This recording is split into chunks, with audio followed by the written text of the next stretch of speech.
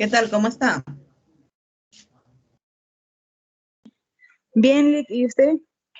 Gracias a Dios, bien, ya aquí queriendo ir finalizando el día. Le voy a compartir para poder trabajar. ¿Va, está bien? Y me avisa si estoy presentando, por favor. Solo que deme un minuto, quiero habilitar la pizarra.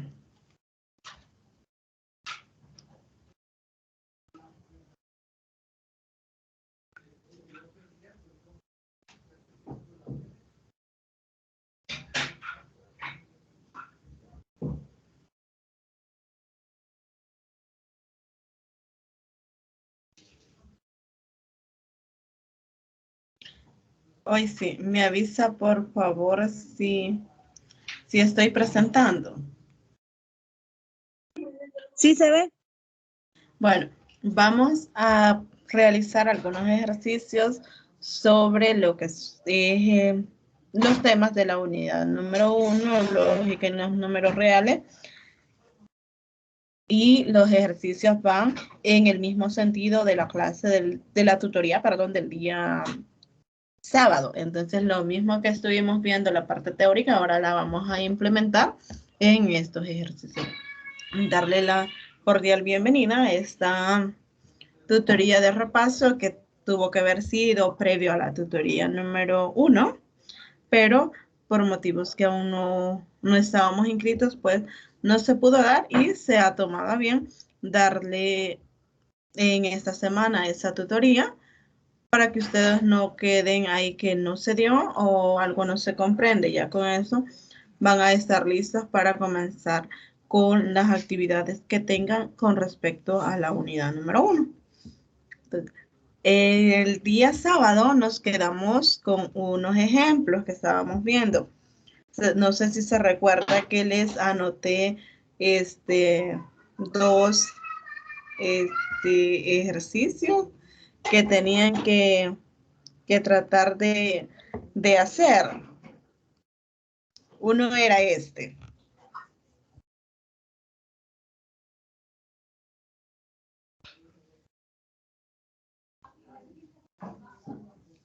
Sí, fue lo último que se vio. Exactamente. No sé si lo intentó hacer. No lo hice, Lick. Bueno, entonces lo vamos a tratar de hacer entre ahorita y vamos a ver cómo lo logramos escribir. Nos dice que para todo, o nos pide que escribamos una oración en la cual sea una proposición de esta forma. Para todo X, no Q de X. Entonces, ¿qué es lo que vamos a estar tratando de hacer? Pasar esta expresión matemática a un lenguaje cotidiano. ¿Qué vamos a estar diciendo? ¿O qué nos dice Q de X?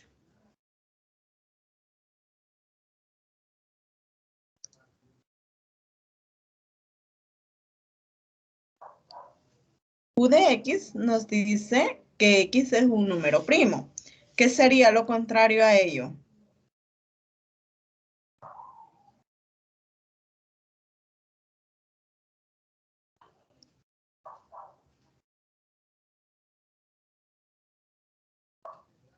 Los pares. No.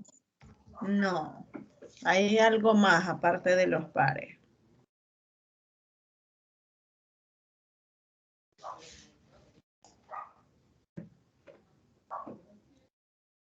Los números primos son aquellos que son divisibles entre el mismo y la unidad. Por ejemplo, el 2, el 3, 5,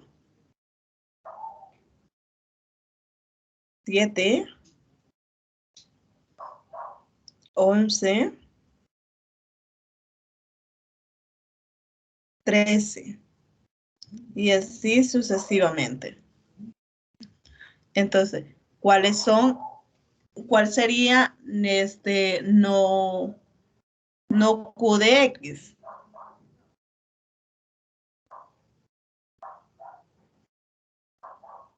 Esos son los números compuestos. Serían los números compuestos, ¿verdad?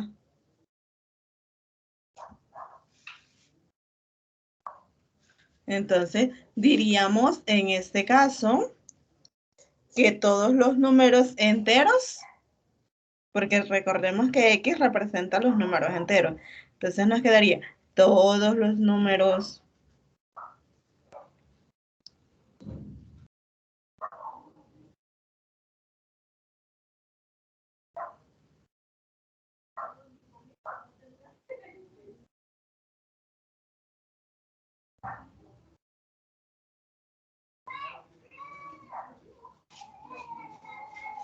enteros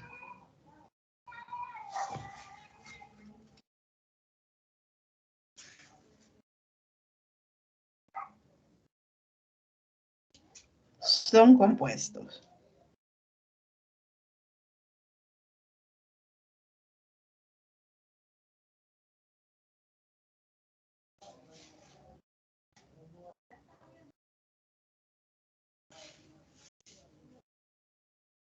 De esta forma nos quedaría nuestra oración. Ahora, no era solamente esa, estaba esta otra. ¿Cómo escribiríamos esta otra?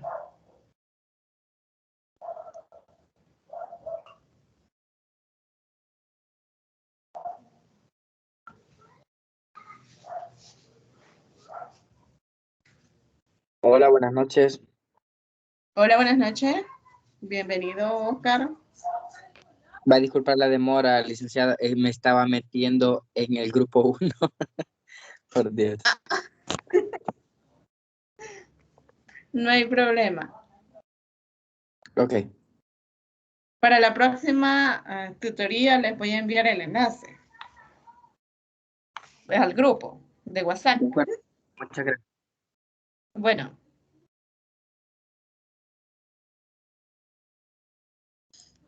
¿Cómo escribimos eso?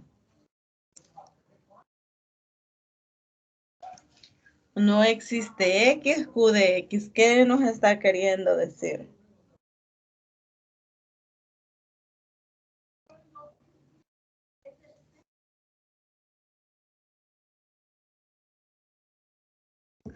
¿Qué sería el contrario de existe?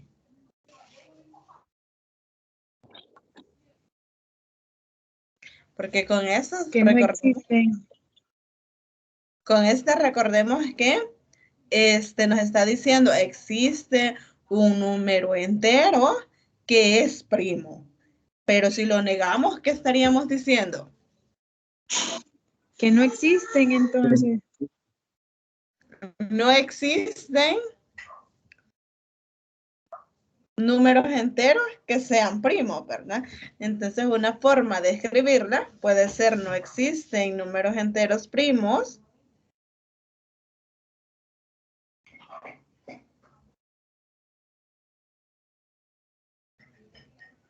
No existe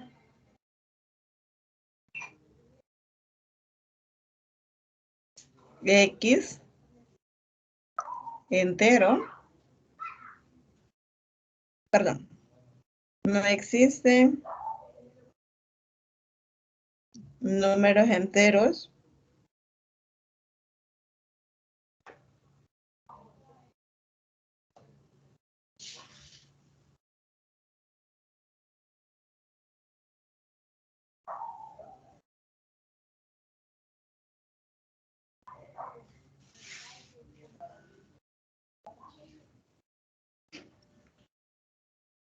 enteros primos.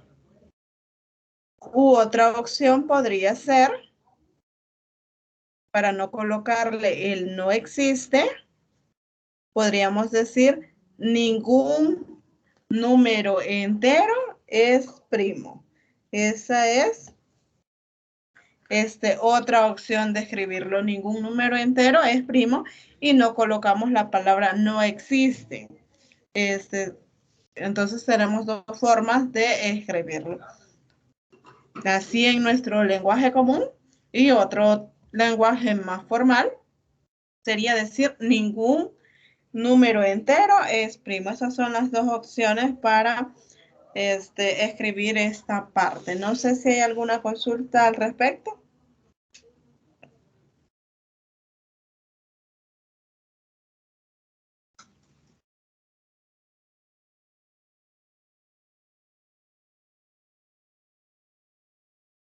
Yo tengo una. Dígame, adelante.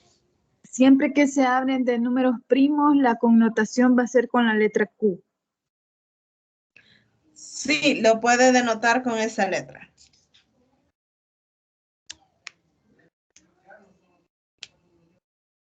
No sé si hay alguna otra pregunta.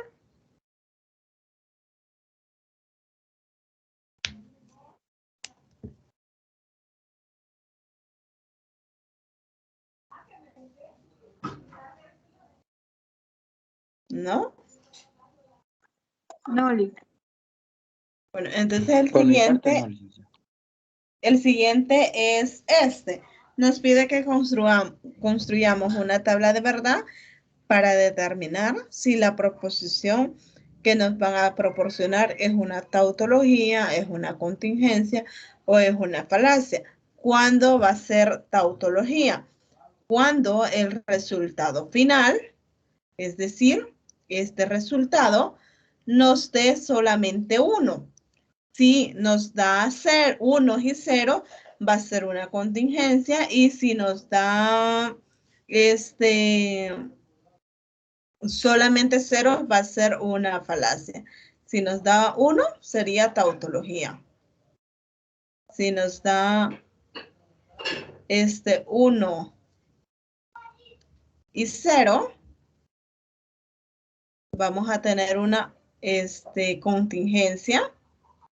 Y si nos da solamente 0, sería una falacia. Si el resultado final es eso. Entonces, si nos fijamos, acá tenemos 3 proposiciones, P, Q y R. Entonces, nuestra tabla va a ser un poco más grandecita para poder tener esas 3 proposiciones. Lo otro es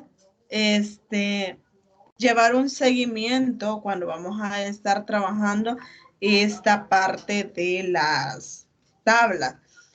Yo en algunos casos los denoto como, por ejemplo, cuáles serían mis primeras opciones y cuáles serían mis segundas y de a dónde voy a ir obteniendo el resultado final.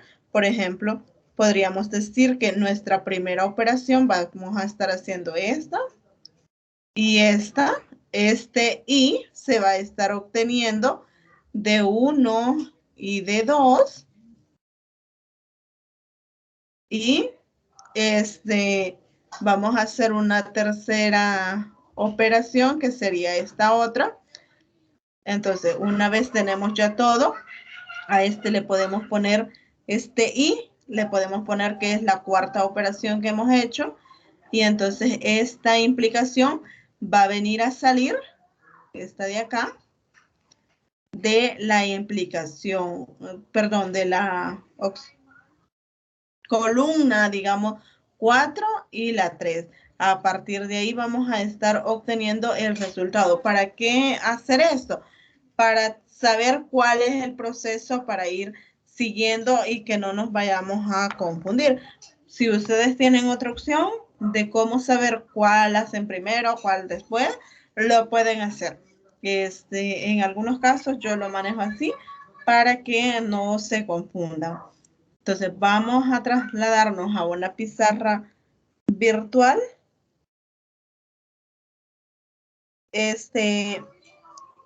Para poder trabajar ahí con mayor comodidad.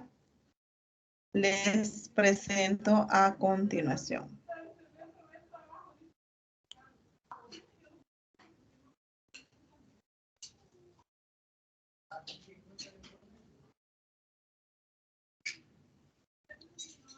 ¿De cuánto nos va a salir nuestras filas?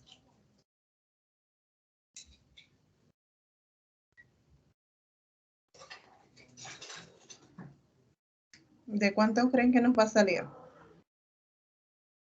¿No les dijeron en la materia anterior?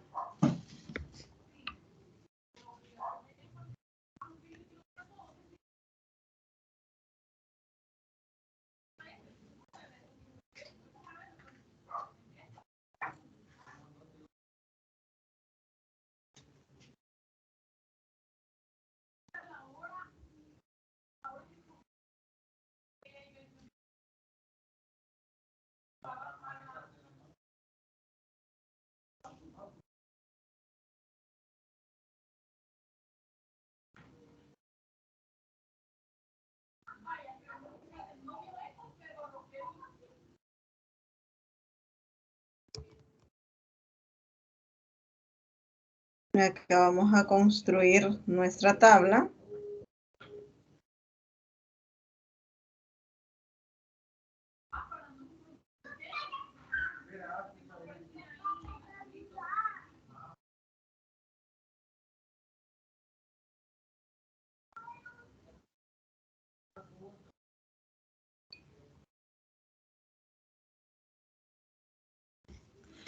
Cuando tenían 3 proposiciones, ¿no les dijeron cuántas filas iban a tener?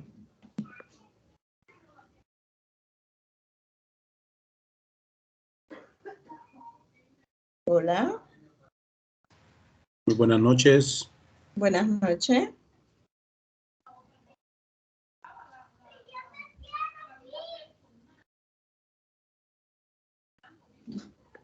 Bienvenido a Ulises. Muchas gracias, licenciada.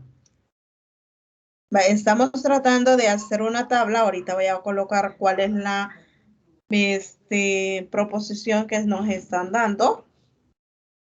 Y es la siguiente. P o Q y no P o R. Entonces, Q o R. Esa es la proposición que nos están dando. Entonces, en este caso, tenemos 3 proposiciones ahí y tenemos que calcular cuántas filas vamos a tener. Para cuando ustedes tienen 2 proposiciones, bueno, cuando es una, sería 2 a la 1. Esto es 2 filas los que estarían teniendo. Si tienen 2 proposiciones, es 2 al cuadrado. Vamos a tener 4 filas, pero en el caso que tenemos 3 proposiciones, tendríamos 8 filas. Si tuviésemos 4 proposiciones, nuestra tabla sería más larga, más grande, porque serían 2 a la cuarta y eso es 16 y así sucesivamente. Entonces, en este caso vamos a tener 3 filas. Perdón, 8 filas.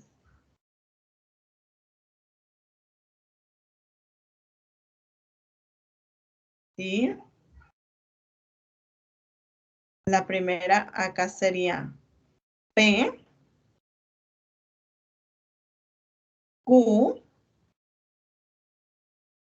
R,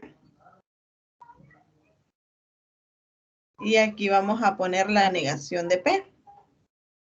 En este caso sería P o Q. Aquí va a ir I, no P o R. Acá vamos a tener el entonces Q o R. De esta forma nos estaría quedando nuestra tablita. ¿Cuáles son los valores que va a estar tomando P?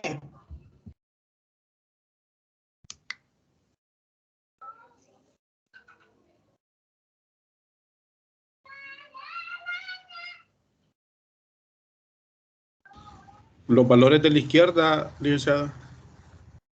No. Vamos a tener cuántas opciones tiene una proposición, que sea verdadero o que sea falso. Entonces vamos a tener, como son tres proposiciones, para el primer caso en P tendríamos verdadero, verdadero, verdadero y verdadero. De ahí sería falso, falso.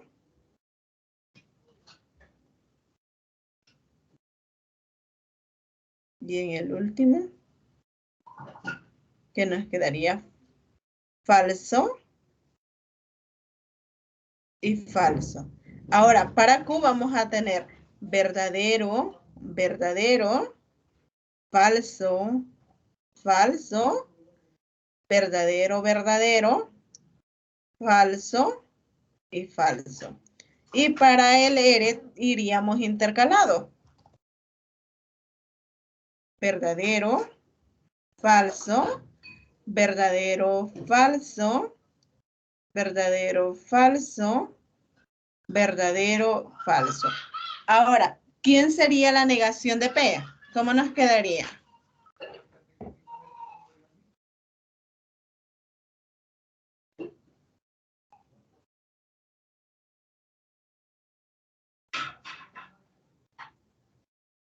¿Cómo nos quedaría la negación de P?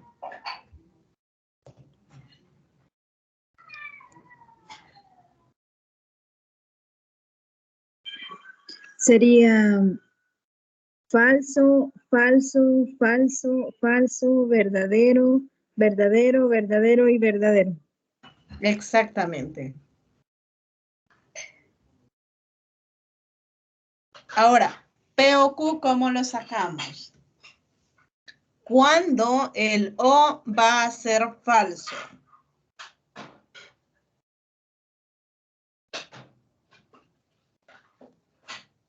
Cuando todos sean falsos. Cuando todos sean falsos. ¿En cuáles opciones todas son falsas? En las últimas dos. En las últimas dos, ¿verdad? Entonces, colocamos en falso en este caso y de ahí no importa cómo sean las demás, van a ser verdadero.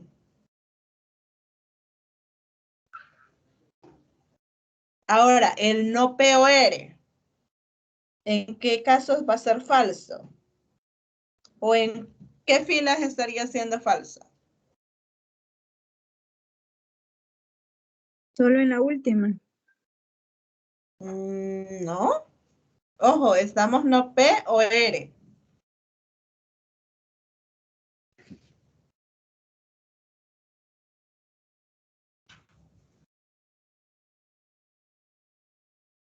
Este es 1, 2, 3, 4.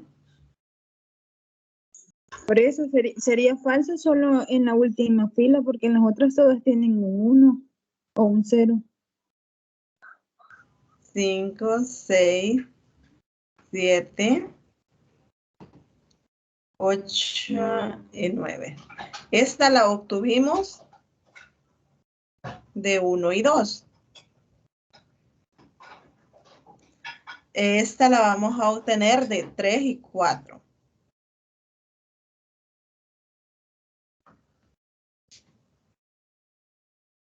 En la sexta también es falsa, no me había fijado. Tenemos, en este caso estaríamos, en este caso, la segunda y en la cuarta, porque estamos trabajando no P o R. Entonces son estas dos, la 3 y la 4. En estos casos es donde va a ser falso. De ahí, en todos los demás casos, nos va a quedar verdadero. No sé si lo logra ver. Sí, Lick, yo estaba viendo la P. Ajá, me imaginé. Va. Y Q o R. Q o R estaríamos trabajando la 2 y la 3.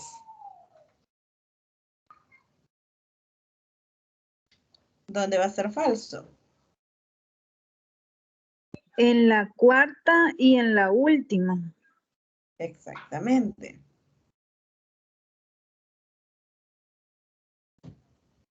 De ahí todo lo demás es verdadero. Ahora que ya tenemos eso, vamos a tratar de encontrar la 6 que va a resultar de este de acá con esta. ¿Cómo nos quedaría? Sabemos que el I es verdadero. ¿Cuándo? Cuando las dos son verdaderas. Cuando las dos son verdaderas. Entonces este sería un caso donde tendríamos el otro.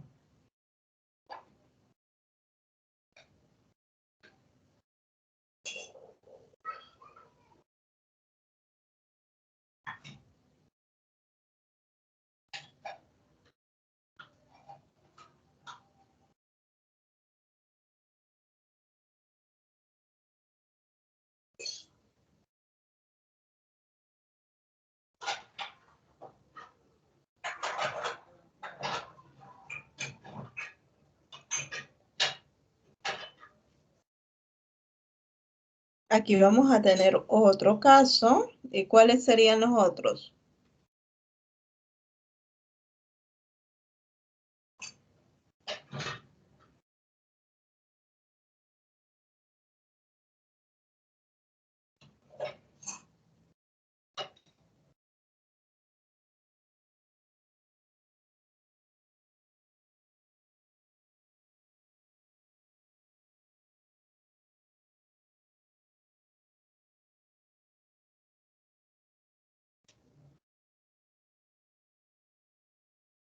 Los otros casos serían acá y acá.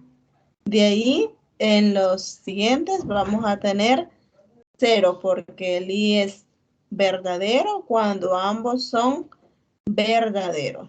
Y finalmente vamos a estar encontrando la implicación.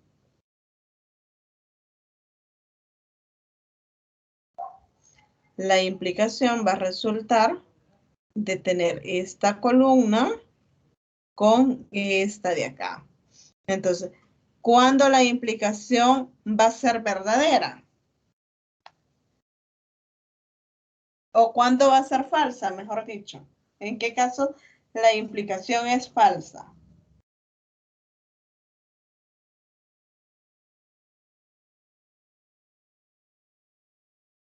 Cuando son diferentes, o sea, hay un verdadero y un falso. Ese es el Ahí son, condicional. ajá, sí es cierto.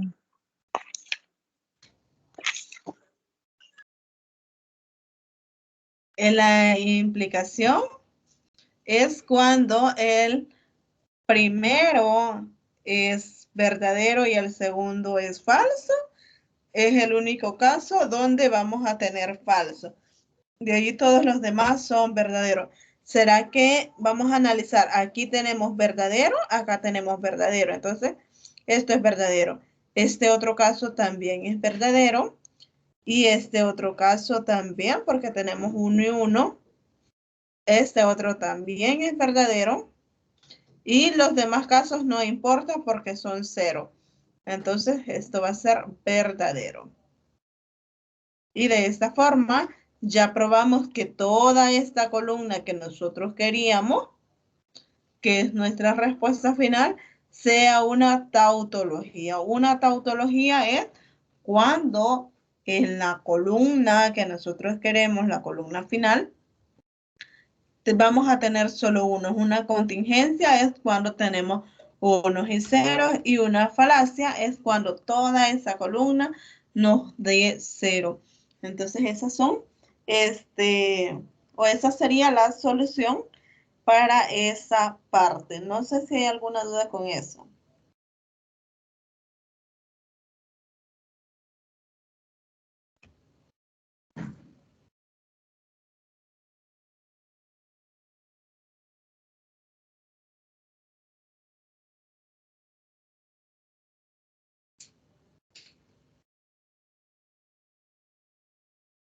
¿No hay dudas?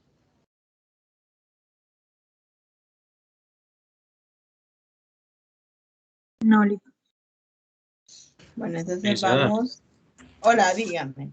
Entonces, quiere decir de que este cuadro se va llenando dependiendo de lo que va requiriendo ahí en el encabezado, lo que son las letras, los símbolos que está diciendo ahí abajo se van encuadrando los datos que resultan de hacer la operación. Exactamente. Por eso yo acá puse, los enumeré. Y, por ejemplo, la primera, esta de acá, va a resultar de hacer la operación P o Q. Esta otra resulta de hacer la operación no P o R, estas dos. Y esta última resulta de la operación Q o R. Entonces, así es como lo van a ir completando. Ustedes ya saben cuándo el O es falso, cuándo el I es verdadero, porque son los casos más fáciles de asimilar.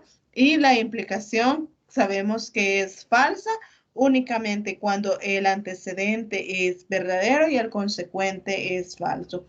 De ahí en todos los casos son verdaderos, entonces sabiendo eso, es como se va llenando la tablita.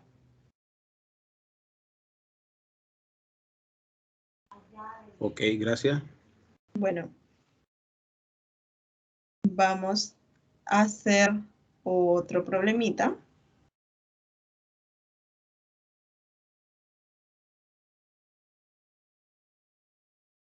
En este caso nos piden que establezcamos si el argumento dado es válido o no. A este tipo de problemas se le llama premisas y conclusión, donde mi primer premisa es esta de acá y mi segunda premisa es la segunda que se encuentra en esa línea. Entonces, necesitamos nosotros en este momento determinar quiénes van a ser nuestras premisas. En este caso, por ejemplo, vamos a decir, desde aquí hasta acá tenemos una premisa donde encontremos una coma, un y, un o un entonces, ya tenemos dos proposiciones. En este caso tenemos, si voy en auto a mi trabajo, sería mi primera proposición. A eso le puedo llamar P. Sería, voy en auto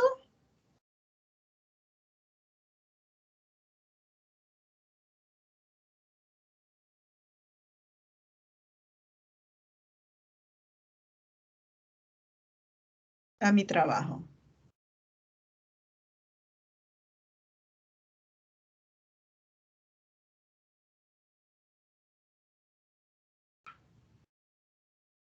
Mi proposición Q sería, ¿qué sería mi proposición Q? ¿Qué creen que va a ser mi proposición Q?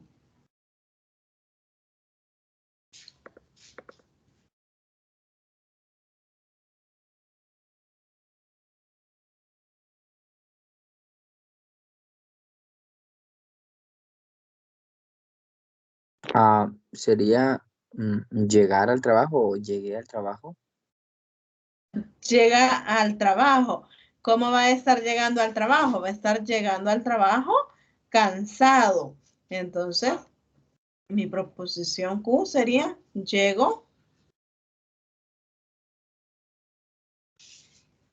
cansado Al trabajo. al trabajo.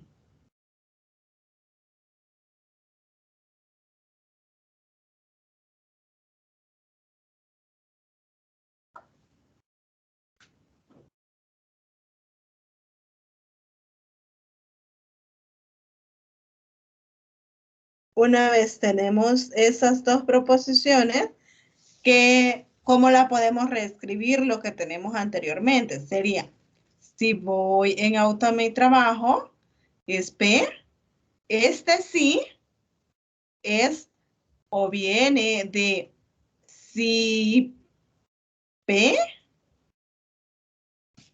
entonces Q.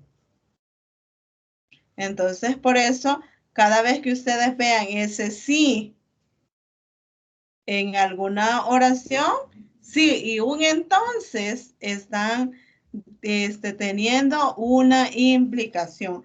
Si voy en auto a mi trabajo, entonces por eso acá solo tomamos voy en auto a mi trabajo. Entonces Q, llegaré cansado. ¿A dónde va a llegar cansado? Va a llegar cansado al trabajo. Y la segunda proposición va a ser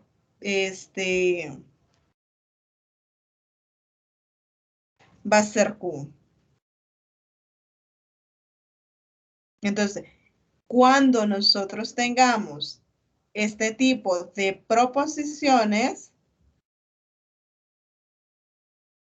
y que queremos demostrar que llegó, por tanto, yo voy en auto a mi trabajo. Porque si voy en auto a mi trabajo, entonces llego cansado. Yo llego cansado a mi trabajo, entonces, ¿qué pasó? Que iba en auto al trabajo.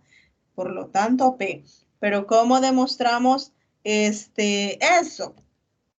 Pues lo vamos a hacer de la siguiente forma. Vamos a decir que nosotros en realidad tenemos P implica Q. Y Q, entonces,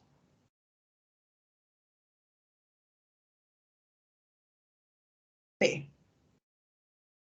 Ahora bien,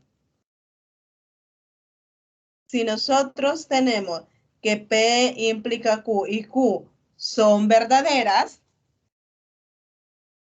si esta es P implica Q es verdadera, es decir, toma el valor de 1, y Q toma también el valor de 1, que es verdadera, ¿cómo nos va a resultar el I?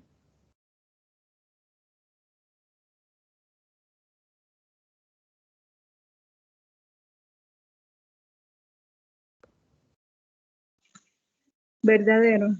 Va a resultar ser verdadero. Si aseguramos que esto es verdadero, no importa si P es falso, ¿verdad? O debemos descartar el caso en que que tengamos primero verdadero y Q que sea falso. Entonces aquí estamos asumiendo que P es verdadera o P es falsa. Esa opción puede tener. Ahora, la conclusión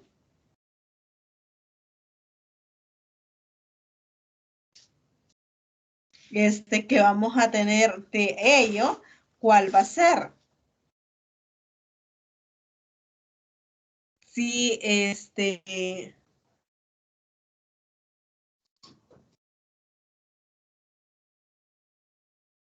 si nosotros tenemos que esto es verdadero, entonces, ¿qué significa? P implica Q. P implica Q. Puede ser que haya sido verdadera, o que haya tenido falso y verdadero. En estos casos, a esto es verdadero o que hayan sido ambos falsas, pero no podía ser ambos falsos porque el I es verdadera solo cuando ambos son verdaderos. Entonces, si el Q fuera falso, esta opción quedaría descartada porque el I ya no sería verdadero. Entonces, solo tenemos esos casos,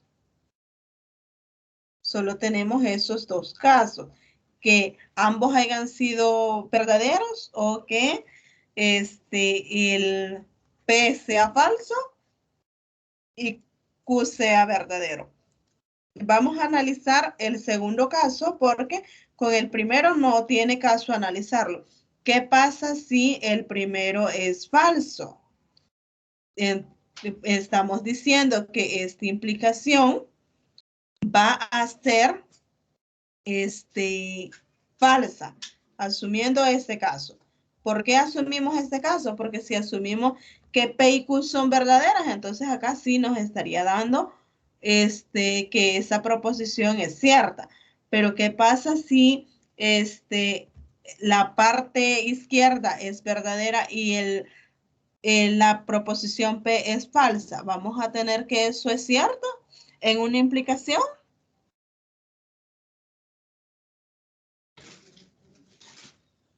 Cuando la implicación es verdadera.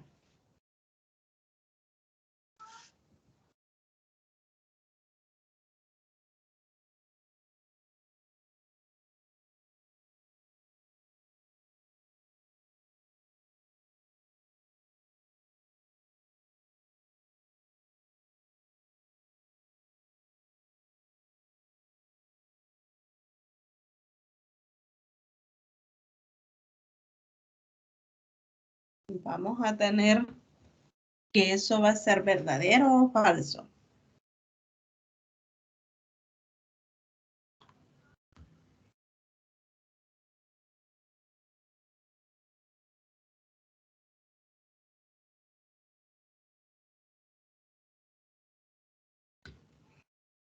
Ojo, repito el análisis. Primero asumimos que son verdaderos porque el y es verdadero cuando ambos son verdaderos. Entonces asumimos que ahí tenemos verdadero y verdadero. Si estamos asumiendo que eso es verdadero y verdadero, con eso ya aseguramos que el y que tenemos ahí va a ser cierto. Pero si la implicación es verdadera, tuvo que suceder dos casos. Uno, que tanto P y Q sean verdaderos o que P sea falso y Q sea verdadero. Solo en estos casos vamos a poder conseguir que el y que está acá sea verdadero. Porque si tomamos que ambos P y Q son falsos, entonces tendríamos cero, tendríamos verdadero y falso. Y verdadero y falso, eso es falso. Entonces no podemos asegurar ahí que va a ser verdadera esa proposición. Por lo tanto, si hemos dicho que el y lo vamos a considerar como verdadero, las únicas dos opciones que tenemos son estas. Que ambas sean verdaderas o que P sea falso y Q sea verdadero. Pero ¿qué sucede si P es falso y Q es verdadero? Vamos a tener en la implicación que eso es cierto. Pero ahora si vamos a esta parte y estamos diciendo que P es falso, tendríamos verdadero implica falso. ¿Y cómo es la implicación en este caso? ¿Es verdadera o es falsa?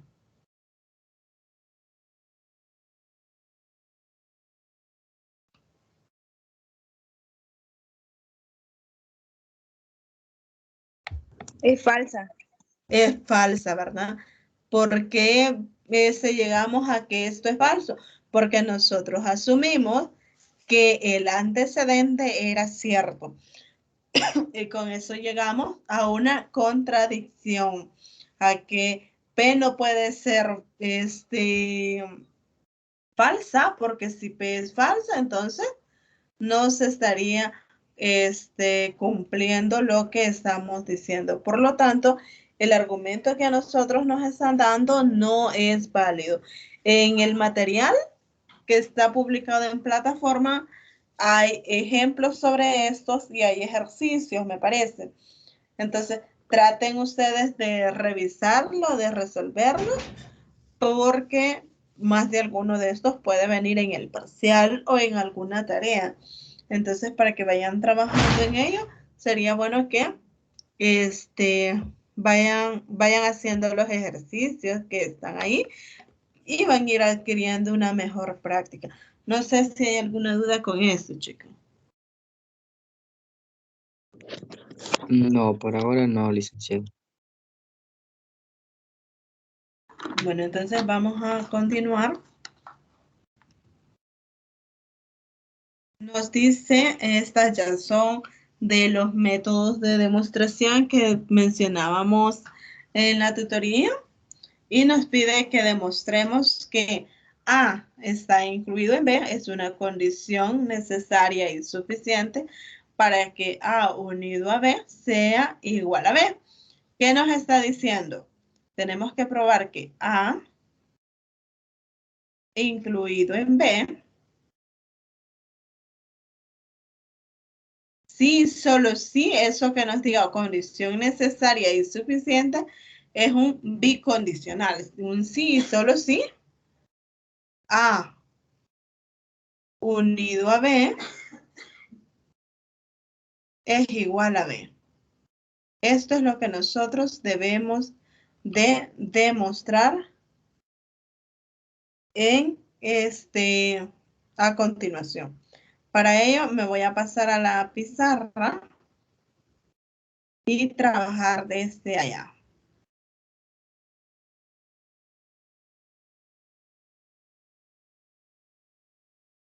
Vamos a demostrar entonces que A es un subconjunto de B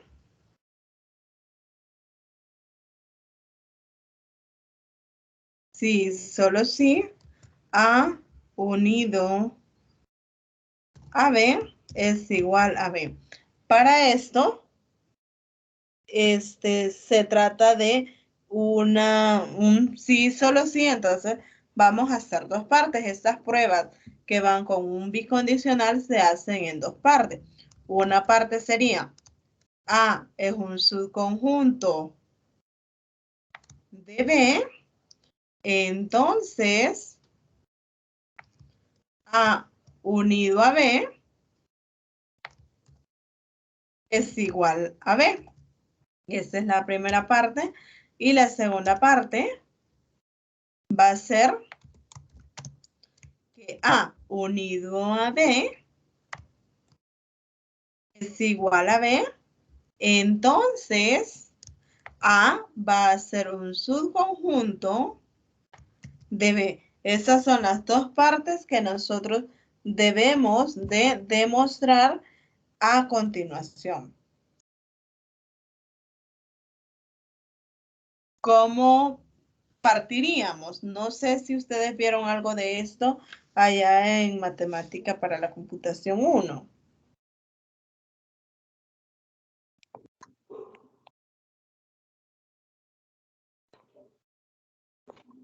Sí, recuerdo haber visto algo sobre eso.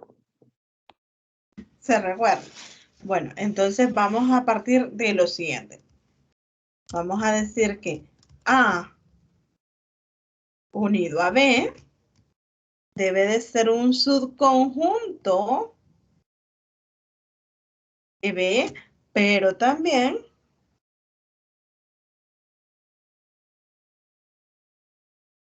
B debe de ser un subconjunto de A unido a B. Esas dos partecitas tenemos que demostrar porque nos está diciendo que A unido a B es igual a B. Entonces, si logramos probar que A unido a B está incluido en B y que B está incluido en la unión de A con B, ya hemos demostrado lo que nos están pidiendo. Si ustedes quieren, lo pueden ver como en un diagrama de Venn para que vean qué es lo que quieren probar. Y me parece que esta parte sí se logra ver bastante. Entonces, ¿qué vamos a estar teniendo?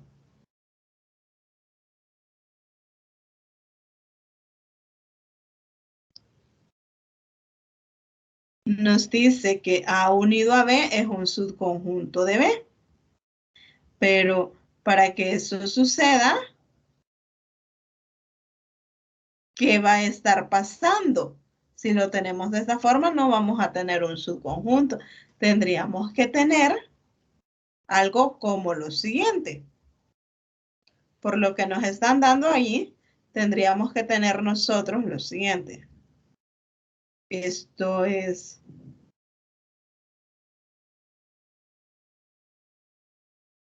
sería B.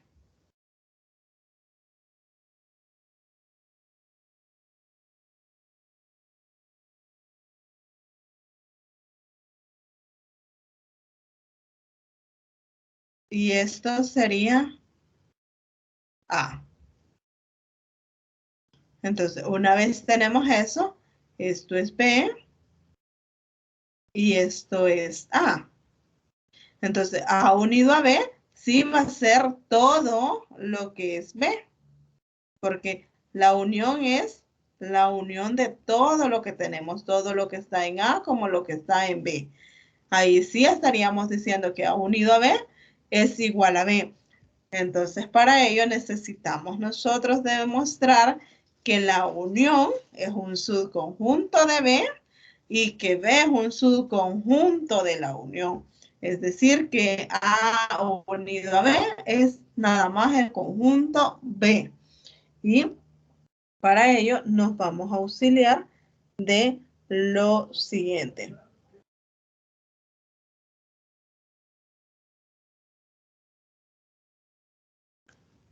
Por definición,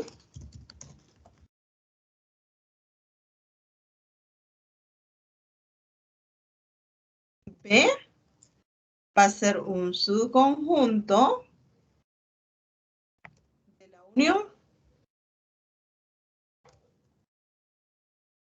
¿Por qué partimos de eso? Porque B en teoría va a ser más pequeño que el conjunto unido, ¿no? Entonces por eso vamos a partir de que B es un subconjunto de la unión. Y esto sería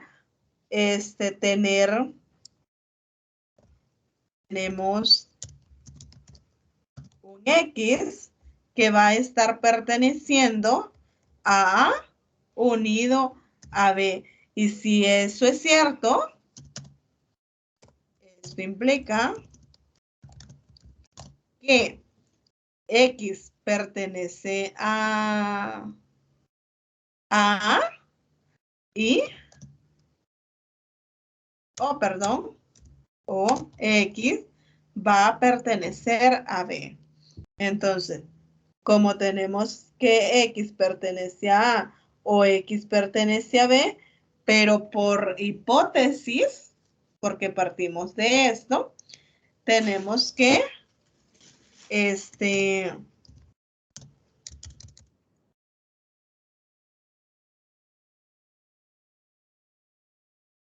por hipótesis, según lo que nos están dando acá a nosotros, en esta parte de acá, es que A es un subconjunto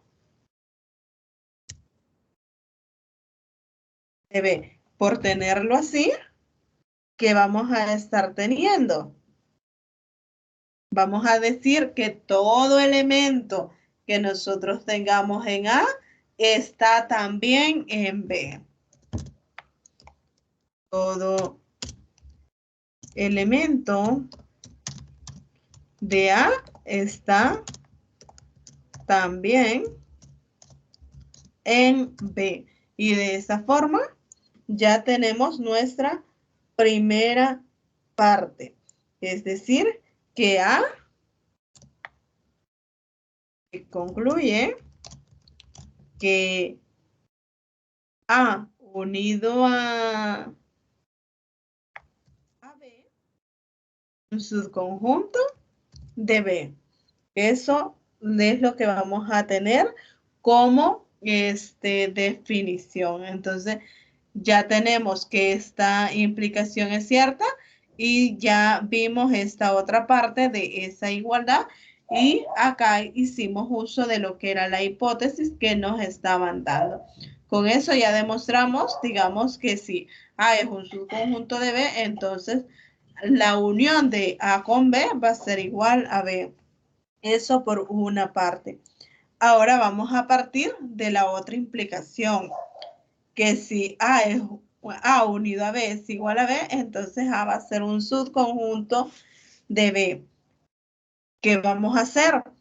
Algo parecido al anterior. Si decimos que X va a pertenecer a A, entonces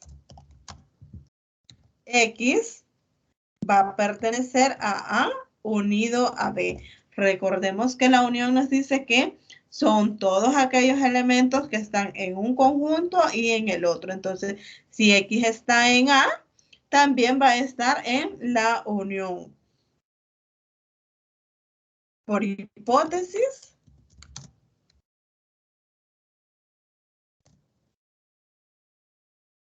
tenemos que A unido a B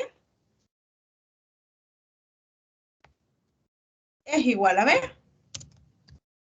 Entonces,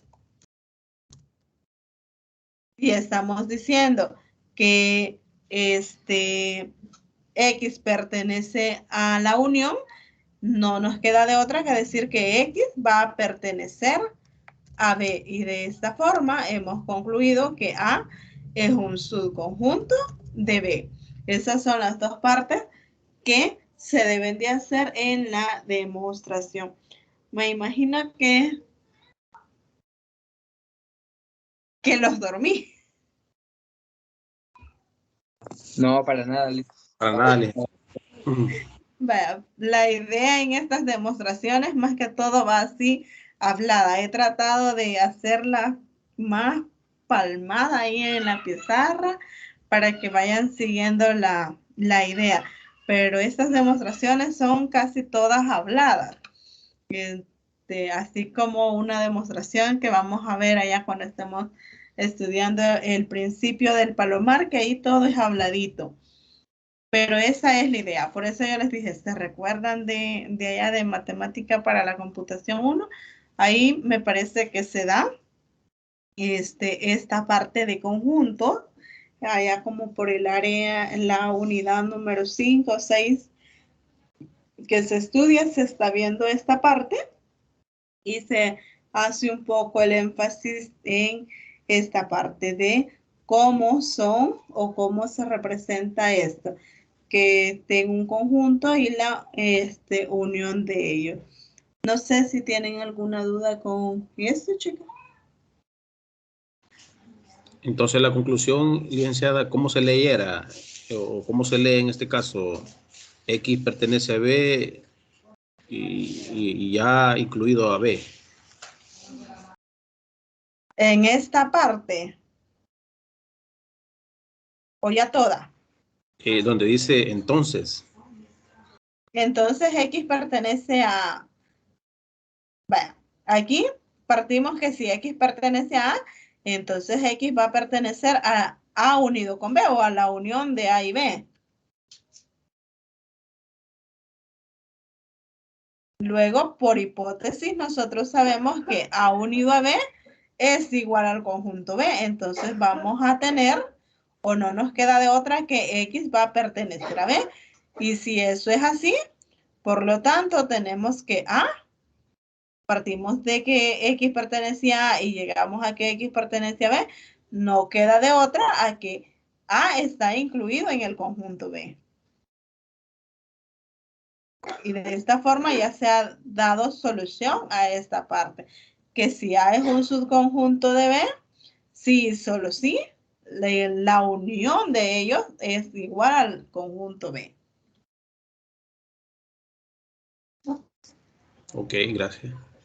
Bueno, vamos a hacer otro. Yo sé que ya están un poco cansados y con esto vamos a ir terminando.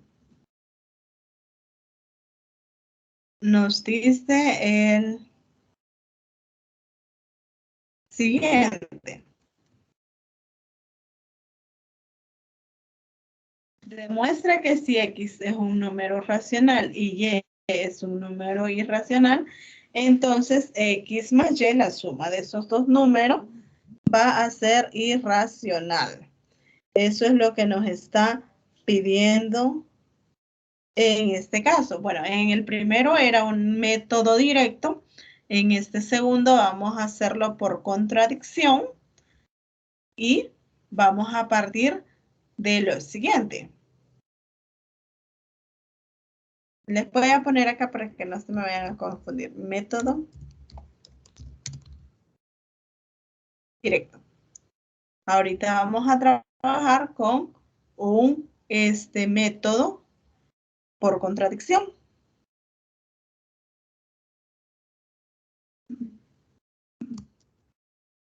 Por contradicción.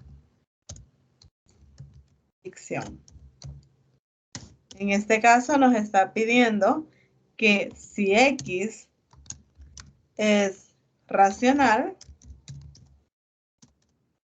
y Y es irracional,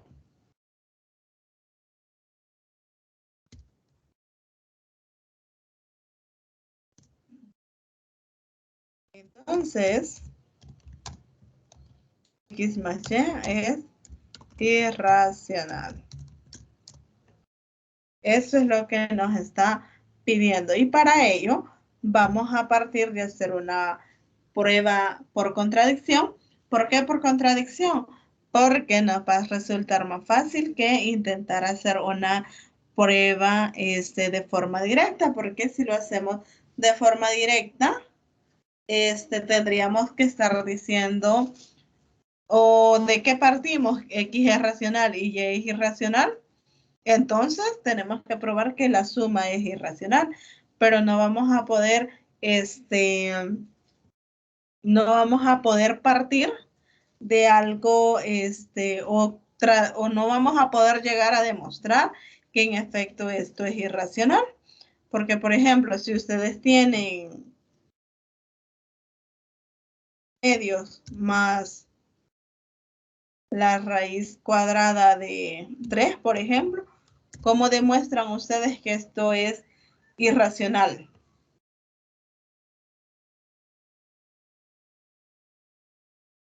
¿Cómo lo demostrarían? Sería más complicado que decir que eso es racional y llegar a concluir que hay un error en esa hipótesis que tenemos. Entonces, ¿se recuerdan que les decía yo? El método directo es P, P implica Q. Método indirecto, en este caso, sería Q, implica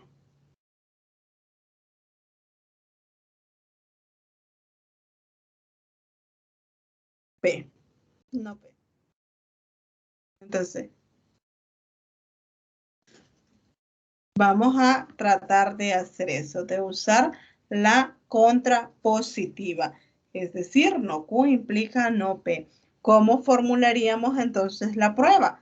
La tendríamos que formar de la siguiente forma.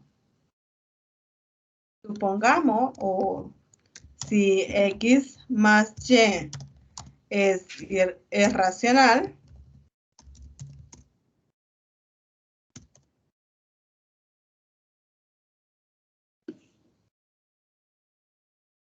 entonces X es racional y es racional. De esta forma lo estaríamos trabajando. Entonces vamos a partir de suponer que X más Y es racional. Si es racional, ¿qué forma van a tener?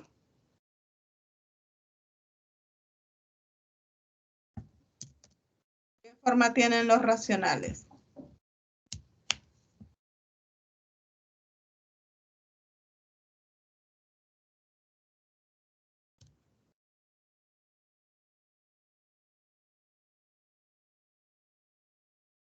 ¿Cómo son las formas de los números racionales? Los que se pueden expresar como fracción.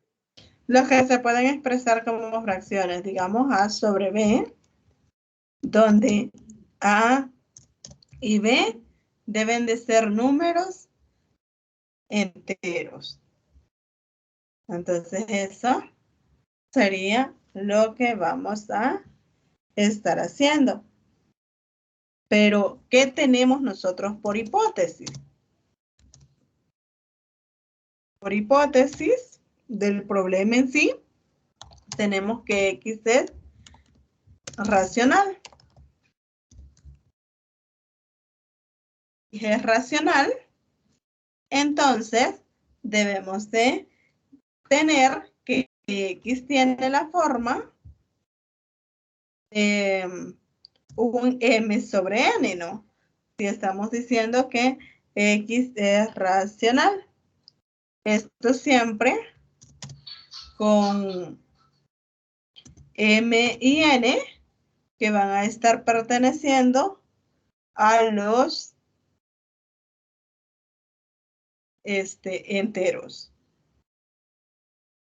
Entonces, si tenemos eso, ¿qué vamos a estar obteniendo? X más Y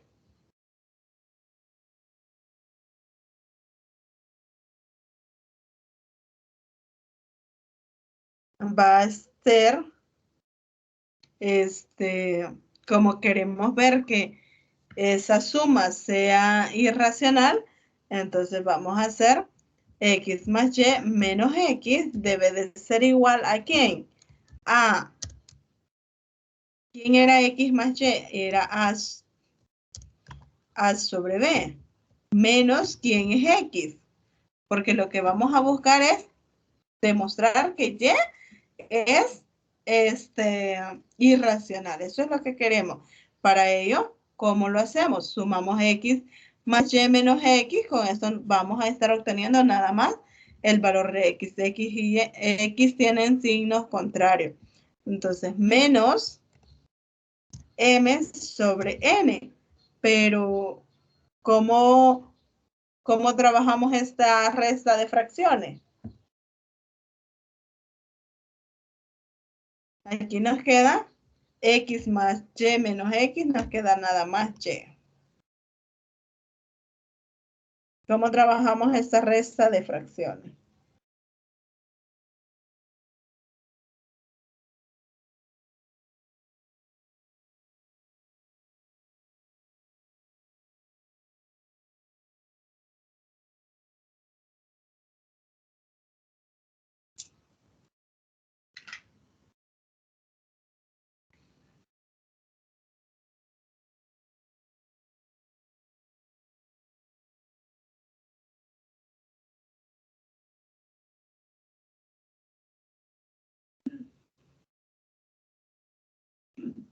¿Cómo nos queda esta resta de fracciones?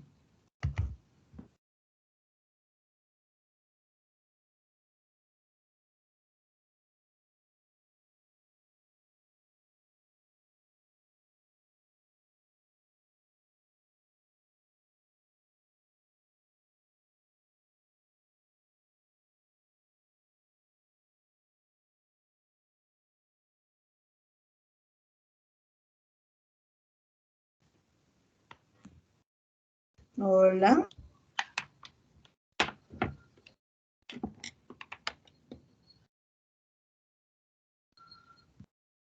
Estoy analizándole.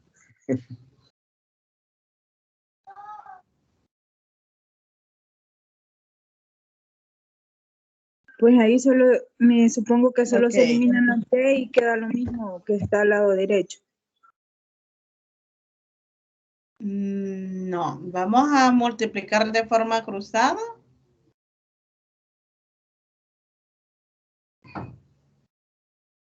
Multiplicamos de forma cruzada, nos quedaría A N menos BM entre B por N. De esa forma estamos obteniendo nuestro valor de Y. Pero entonces, ¿qué podemos concluir? ¿Y es racional o es irracional a partir de ello?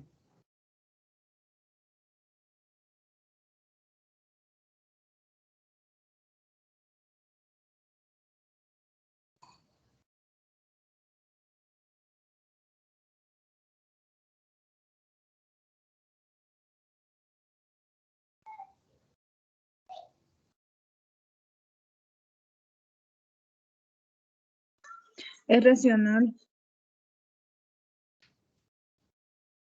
Es racional, ¿verdad? Se tiene que Y es racional.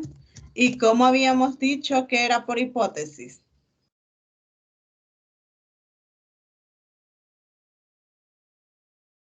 ¿Cómo habíamos dicho? Que X era racional y Y era irracional. Sí. Pero por hipótesis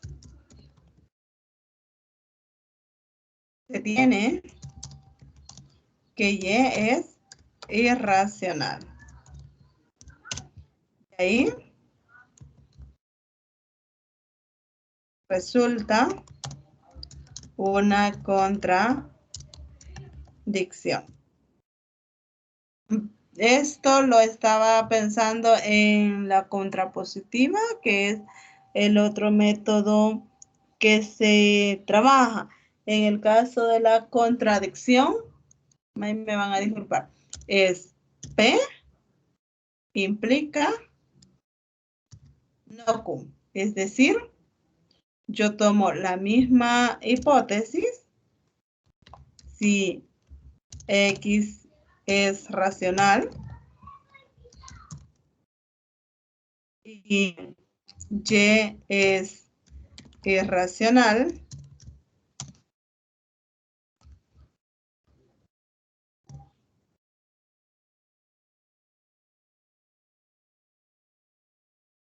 mami, usted está ahí. Perdón, se me fue el Inter. Entonces, X es racional y Y es irracional, entonces X más Y es racional. De esa forma tiene que ir la prueba que se va a hacer. X es racional y Y es irracional, entonces X más Y es racional. Este es el método por contradicción. De ahí que partimos de la suma, que X más Y sea racional, y vamos a llegar a ver si Y es irracional, pero con esto demostramos, como dijo Zenia, que era racional, pero por hipótesis a nosotros nos están diciendo que es irracional. Entonces acá tenemos una contradicción. ¿Y de dónde vino esa contradicción? La contradicción se da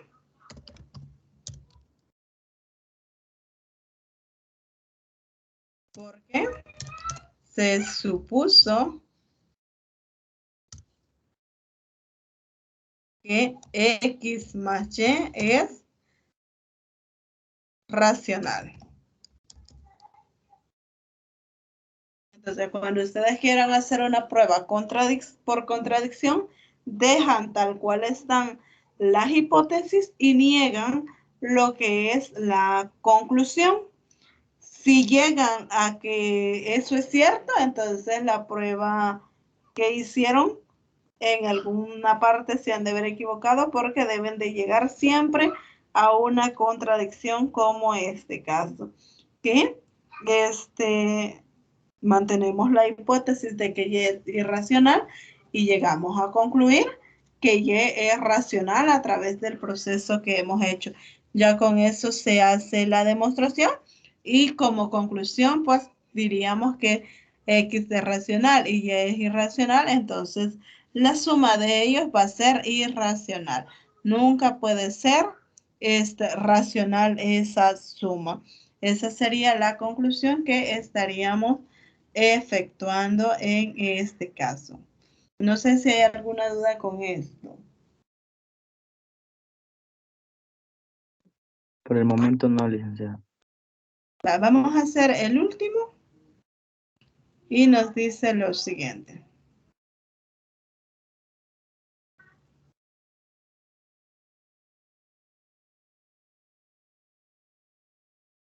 Nos dice que demostremos por inducción que si tenemos estos conjuntos, son n conjuntos cualesquiera, entonces,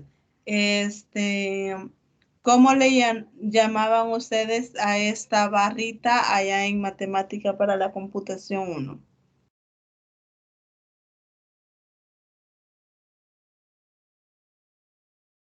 ¿El complemento o no le llamaban así?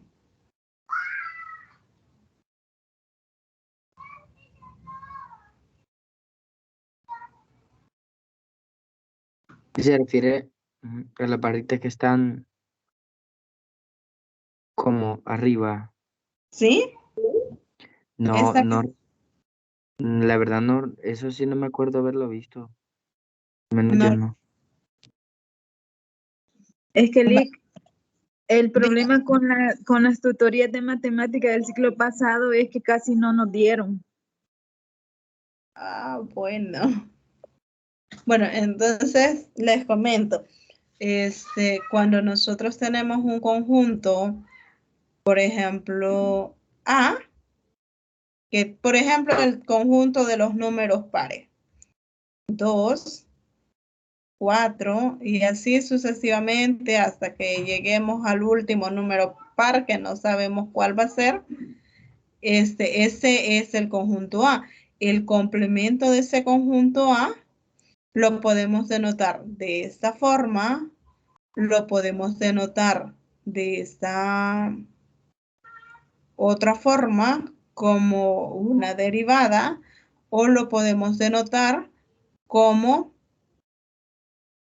B y como un subíndice C. Esas son las diferentes notaciones que se le hace a los conjuntos y que nos está diciendo. Entonces tampoco vieron la parte de las leyes de De Morgan y todo eso. En el caso de las leyes de De Morgan dice de que si nosotros tenemos, por ejemplo, para dos conjuntos A unido a B, complemento, esto va a ser igual a complemento intersectado con B complemento. Esto por una parte. En el caso nosotros tenemos A intersectado, digamos que fueran dos conjuntos nada más, sería A intersectado a B, complemento. Eso nos va a estar diciendo que vamos a tener A complemento unido a B complemento. Y de esa forma es lo que, o eso es lo que vamos a estar usando. Entonces, no, por eso les preguntaba cuál notación habían usado, si lo habían usado de esta forma o lo habían usado como con una plequita. Para que no se me vayan a confundir o tienda yo a confundirlo. En este caso es lo mismo, estamos diciendo lo mismo, nada más que aquí tenemos la intersección de varios conjuntos. El complemento de la intersección de todos esos conjuntos va a ser igual a la unión de los complementos de esos conjuntos. Eso es lo que nos va a estar diciendo en este caso. Vamos a hacer la prueba de ello para ya ir finalizando.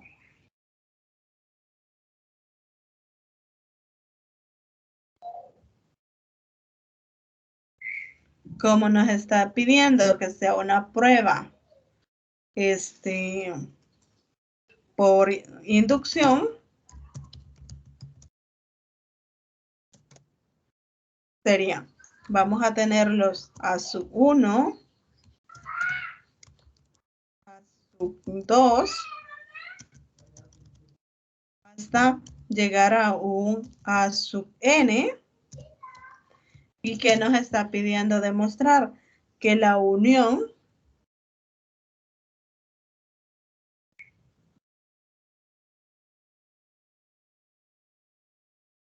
voy a anotarlo. ¿Sí? La intersección de los A sub I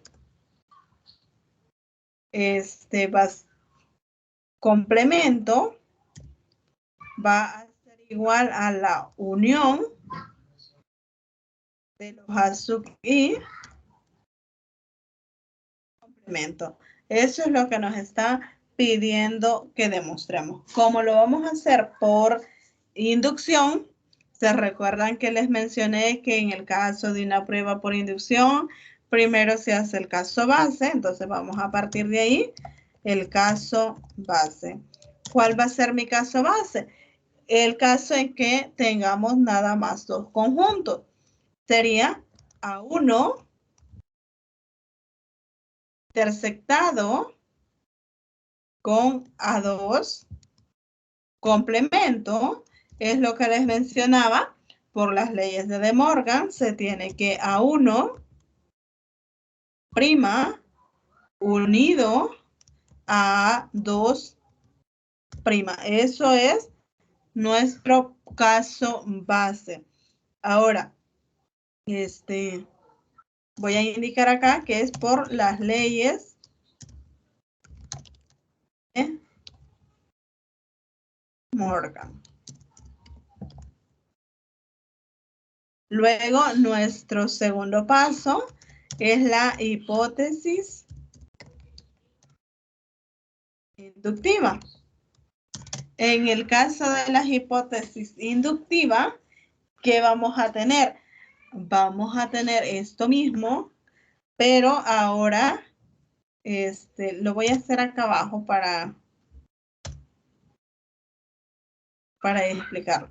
En este caso, el I va desde 1 hasta N. Aquí va desde 1 hasta N. En este otro caso no. Vamos a tener que la intersección va a ir desde I igual a 1 hasta K. De los A sub I complemento va a ser igual a ¿quién? A la unión de los I que van desde 1 hasta acá. Perdón, desde 1 hasta acá de los A sub I. Esto es lo que nos está pidiendo que tomemos como hipótesis. En la hipótesis siempre va a ser, en el caso de esta prueba, siempre va a ser tomar lo mismo, nada más que en vez de N, tomamos K. Y vamos a decir que la hipótesis inductiva es suponer que se cumple para N igual a K. Esa es la hipótesis inductiva y tomamos lo que a nosotros nos están dando que probemos como hipótesis inductiva, nada más cambiamos la variable con la que vamos a estar trabajando. Ya la tercera parte es el paso inductivo.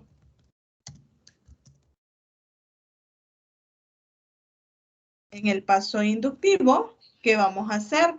Vamos a tomar o probemos que se cumple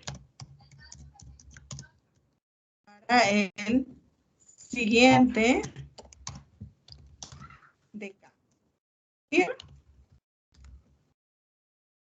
Para N igual a K más 1. Entonces, ¿qué vamos a tener nosotros ahora? A partir de lo que hemos construido de nuestra hipótesis inductiva, vamos a tratar de demostrar lo que nos están pidiendo. Vamos a partir de que la intersección desde 1 hasta K más 1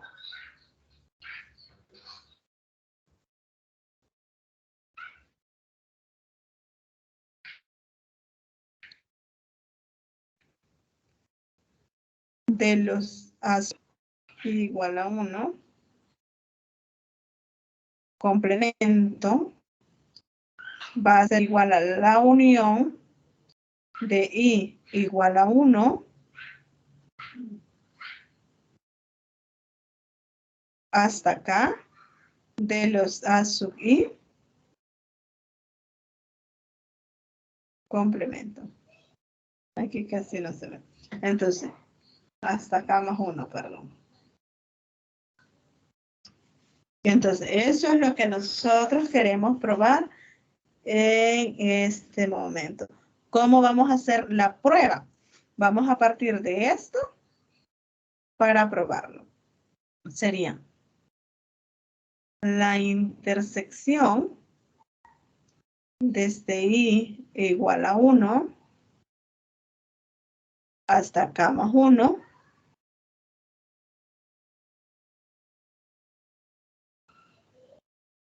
de los A sub I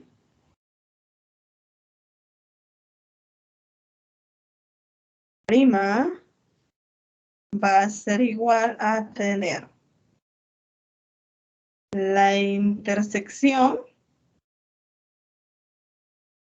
de los A sub I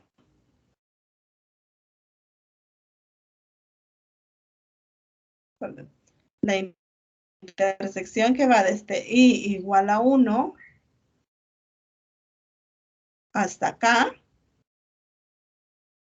de los A sub I más quién. ¿Hasta dónde estoy llegando yo ahorita? Estamos llegando hasta acá, pero debemos de llegar hasta acá más 1. Entonces, ¿quién le vamos a estar intersectando? ¿Con quién lo vamos a estar intersectando? ¿Quién sería el último elemento con el que lo vamos a insertar?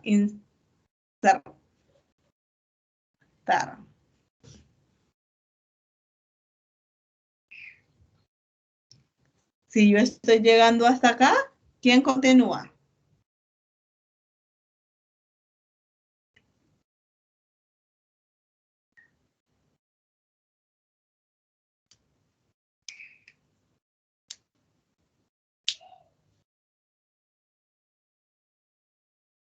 ¿Quién continúa?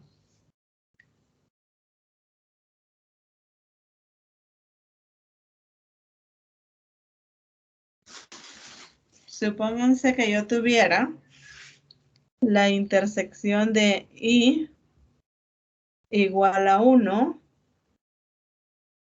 hasta 4, por ejemplo, de los A sub I. Y esto, digamos, que lo voy a intersectar con I igual a 1 hasta 3 de los A sub I. Significa que voy a tener la intersección de A sub 1 con A sub 2 y con A sub 3. Pero aquí me está diciendo que voy a llegar hasta A sub 4. ¿Con quién tengo que intersectar esto que tengo ahí?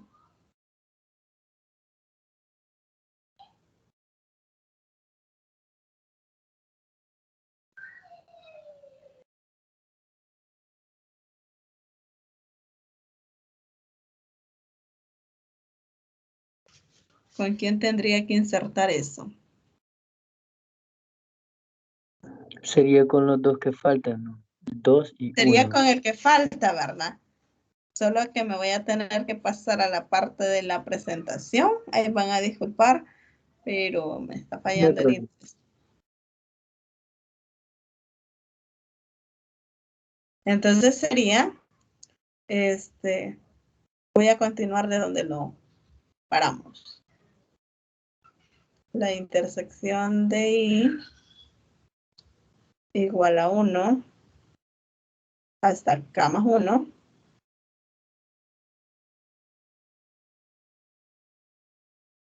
De los A sub I.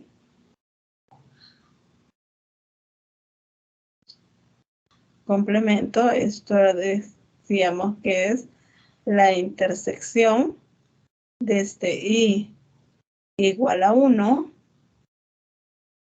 hasta acá de los A sub I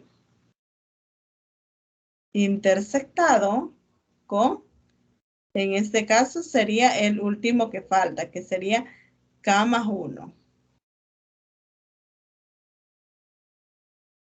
Complemento. Aquí es donde vamos a hacer uso de nuestra, de nuestra parte de la hipótesis inductiva. En la hipótesis inductiva nos dice que esta intersección que tenemos acá se va a estar convirtiendo en una unión. Entonces ahí es donde vamos a estar haciendo uso de ello. Y nos quedaría, en vez de intersección, tendríamos unión desde I igual a 1 hasta acá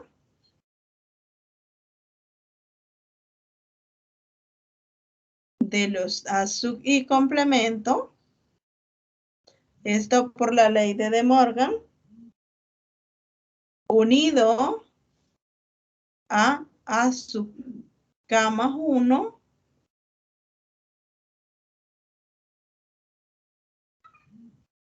complemento. Una vez tenemos eso, pero tenemos unión acá y tenemos unión ahí, entonces podemos unir todos esos conjuntos y ya vamos a estar obteniendo la unión de quién, desde I igual a 1 hasta el késimo más un elemento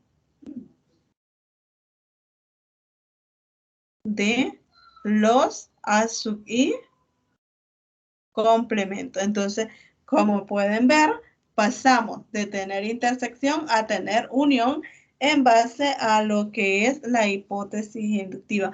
¿Dónde ocupamos la hipótesis inductiva? En este paso.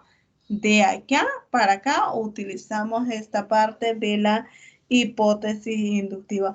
Por lo tanto, concluiríamos que se cumple para n igual a k y por inducción se ha demostrado que el complemento de la intersección de conjuntos es igual a la unión del complemento de esos conjuntos. Eso es lo que nos está diciendo en este caso esta parte. No sé si tienen alguna duda con ello.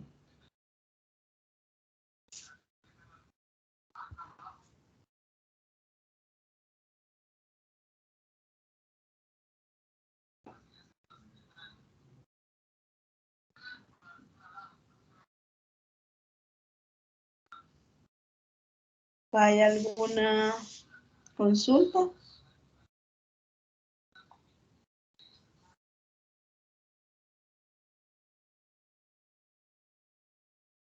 No, licenciada. Bueno, entonces eso era todo. Los invito de nuevo a que revisen la ruta de aprendizaje y traten de hacer los ejemplos que están en el material resuelto y los ejercicios que están ahí para que vayan familiarizándose más con esta parte de las demostraciones. Me parece que acá es donde hay un poco de debilidad. Entonces, eso es lo que deben de trabajar en los conectivos lógicos. Veo que sí, ahí sí están bastante bien. Sí, Entonces, voy a tratar la manera de en la hora de almuerzo repasar eso. Gracias, sí, Liz. hay que repasar y cualquier consulta me la pueden hacer. Ya la otra semana, sí, la clase sería en el horario que nos corresponde, perdón, la tutoría sería en el horario que nos corresponde, que quedamos miércoles a las 8 de la noche. Entonces, ahora solo era para reponer la de esta semana que pasó, que nos hubiese correspondido el día miércoles, pero como todavía no teníamos acceso al aula virtual, no podíamos ver quiénes eran nuestros estudiantes, teníamos que reponerla en esta semana. Nos encontraríamos el día miércoles de la otra semana a las 8 y traten de ir estudiando. Si no recuerdo ahorita la fecha hasta dónde vamos a llegar o hasta cuándo, mejor dicho, vamos a llegar con la unidad número 1, pero en caso que esté publicada la unidad 2, yo les estaría avisando. Si no, a seguir trabajando con la unidad número 1. De acuerdo, licenciado. Lick, Bueno, fíjese que a mí se me hace difícil a esa hora, pero por lo menos la grabación voy a ver después, porque yo me desocupo todos los días a las 9. ¿y los demás qué dicen? Por mí no hay problema si la empezamos a las 9, pero no sé qué dice Stenia. Por mí tampoco. A las 9 está bien, Lick. Licenciada, y siempre serían 2 horas en las de repaso. Podríamos terminar antes, fíjense, pero se nos piden que sean 2 horas. Algunos piden que sean 2 horas, otros dicen de que no, que puede ser menos. Fíjese que en las otras tutorías, en las de repaso solo nos dan 1 hora, y en las tutorías ordinarias sí, ahí sí nos dan 2 horas. Ajá, sí. Pues podríamos tener solo 1 hora. El detalle está que les voy a presentar algo.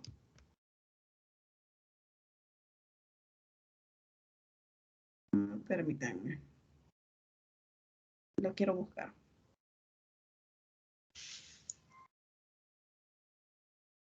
Si ustedes han leído el material, aunque en la próxima tutoría va a ser más que todo de lectura, de lo que ustedes han leído, el material, porque las tutorías de repaso van con ese fin de saber qué es lo que ustedes ya leyeron, que conocen ya del tema y eso, irnos introduciendo, dar la parte teórica y el día sábado resolver los ejercicios. Entonces esta vez, como no hicimos nada de eso, por eso nos tocó reponerla. Y el sábado dimos la parte teórica y ahora los ejercicios. Pero si lo hacemos los miércoles, la parte teórica, y los días sábados, la parte de los ejercicios, creo que no habría problema en terminarla en 1 hora.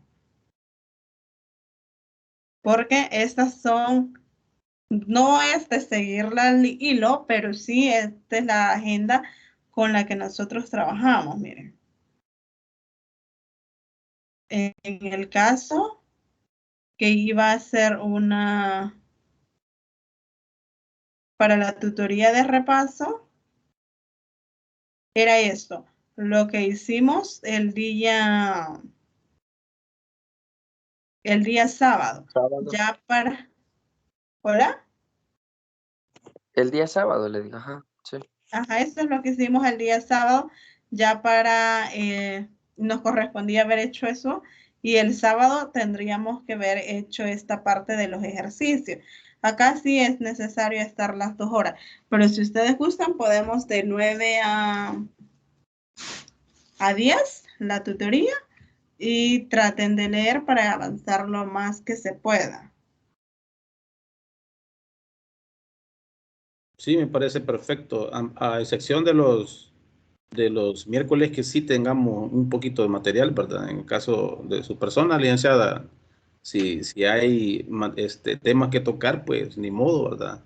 Desalojamos los temas y hasta donde se pueda. Y al terminar, pues, si terminamos antes, bienvenido, ¿verdad? Y si no, Así pues, es. Sí, entonces quedamos para el miércoles a las 9. No va a ser este miércoles, va a ser la otra semana, no se me vayan a confundir. Ok, licenciada, muchas gracias. Bueno, pasen buenas noches y gracias por participar. Buenas noches, profe. noches, Buenas noches. compañeros y compañeras. Buenas noches. Buenas noches, compañero.